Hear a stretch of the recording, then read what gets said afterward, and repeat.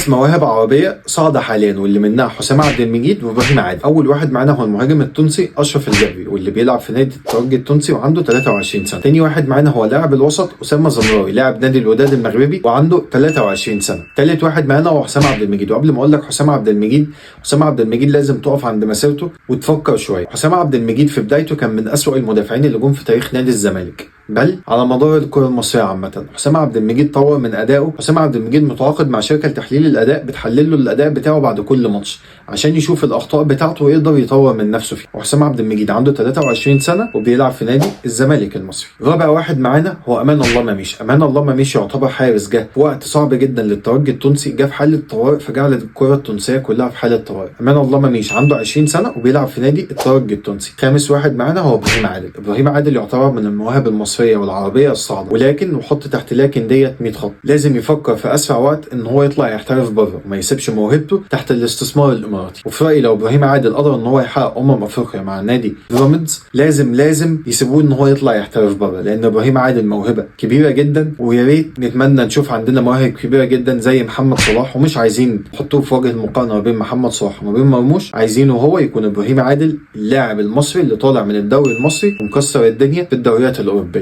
وطبعا دولت 5 لاعبين عرب مواهب حاليا. لو في رايك في لعيبه ثانيه هستناك انك تقولهم لي في التعليقات، وما تنساش تابعني وتعمل لايك للفيديو. انا حسن مصطفى ودي كوره في ال50.